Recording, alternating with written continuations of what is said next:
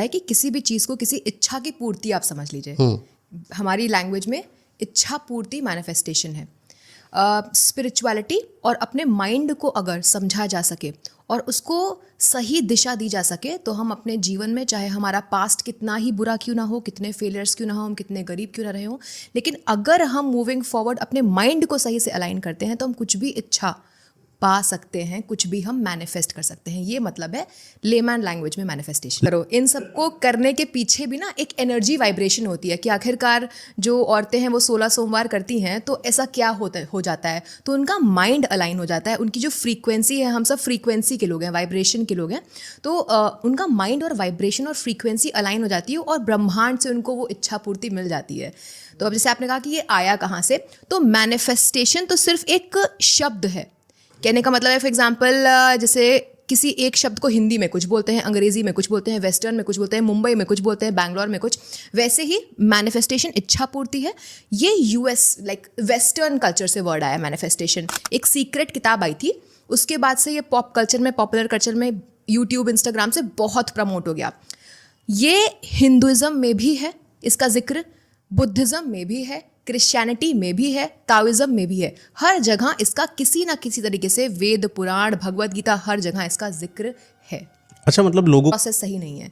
जब आप खुद को उस चीज़ के काबिल मानने लगते हो, अभी मैं धीमे धीमे पॉडकास्ट में बताऊंगी कि कैसे खुद को काबिल माना जाए। अगर किसी चीज़ के काबिल खुद को आप मानते हो तो वो चीज़ आपकी हो करके रहेगी। अब वो काबिल मानना ही सबसे बड़ा प्रोसीजर है। आपने जो ये जो पूरा ब्रह्म है, जो ये यूनिवर्स है, ये और कुछ नहीं बल्कि ये, थोड़ा टफ वर्ड यूज़ करूँगी, कि ये मैनिफेस्टेशन है कलेक्टिव कॉन्शियसनेस का। जो है हम, आप, दूसरे लोग, जीव, हम सब और कुछ नहीं, बड़े यूनिवर्स के ही पार्ट हैं।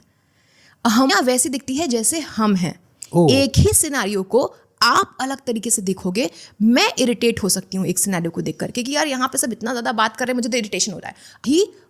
ये हम लोग इंडिविजुअल पे हो गए और ये यूनिवर्स भी यही है, कलेक्टिव कॉन्शियसनेस। तो मतलब वही चीज़ हम ब्रह्मास्मि भी बोल रहे हैं कि यूनिवर्स है बड़े लेवल पे, हम लोग छोटे छोटे लेवल पे हैं। मैनिफेस्टेशन भी यही कहता है कि your inner reality is equal to outer reality. जो चाहिए वो तब तक नहीं मिलेगा जब तक तुम वैसे बन नहीं रहे हो।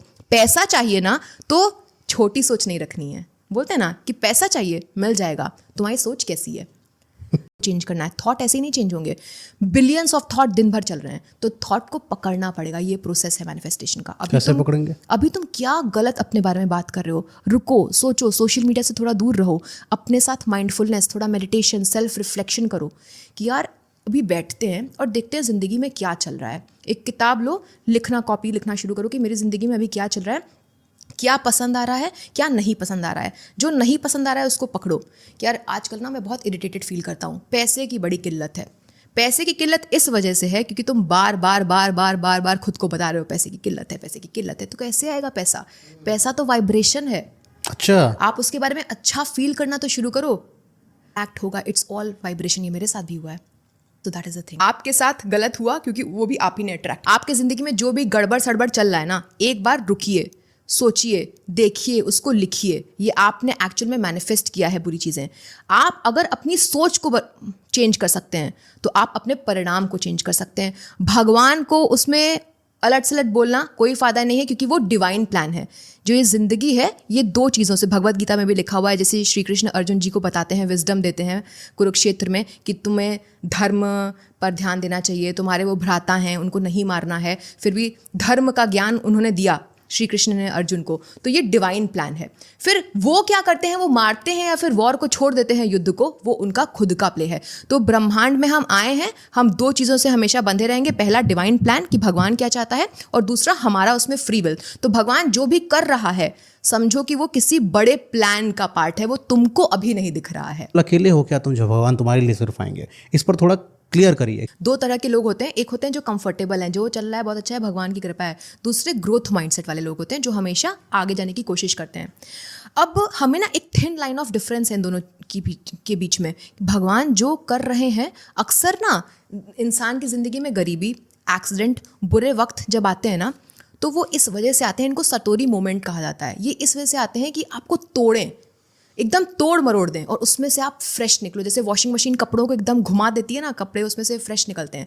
आपके पास 2 मौका है, आप या तो उसमें कंफर्टेबल हो जाओ, ऐसे बहुत 90% लोग ऐसे ही हैं जो उसको अपना सच मान चुके हैं, उनका कुछ किया नहीं जा सकता। उसमें से भी कुछ लोग हैं, हम आप जैसे लोग, जो बुरे वक्त में स्ट्रांग बन के निकलते हैं। क्यों? क्योंकि नंबर 1 उनको भगवान पे भरोसा है कि जो ये कर रहा है मेरे लिए अच्छा कर रहा है। दूसरा, उनको खुद पे भी भरोसा है कि मुझे ये नहीं चाहिए, मुझे अपनी ज़िंदगी चेंज करनी। तो हाथों की लकीर को चेंज किया जा सकता है मेहनत के साथ, ठीक है। तो भगवान जो कर रहे हैं वो एक डिवाइन प्लान तो है, लेकिन यदि आपको वो चीज़ नहीं पसंद है तो भगवान से क्लेम करो ना। यूनिवर्स कह रहा है कि पैसे की तो कमी है नहीं, मैंने ऐसे वैसे बहुतों को पैसे दे रखे हैं।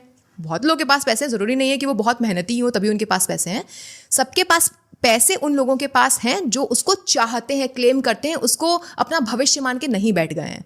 तो भगवान पे भरोसा करना है। और नंबर 2, यदि वो पसंद नहीं आ रहा है तो क्लेम करो यूनिवर्स से कि तुम्हें क्या चाहिए। He gives that which you claim. ब्रह्मांड देता है, ब्रह्मांड देता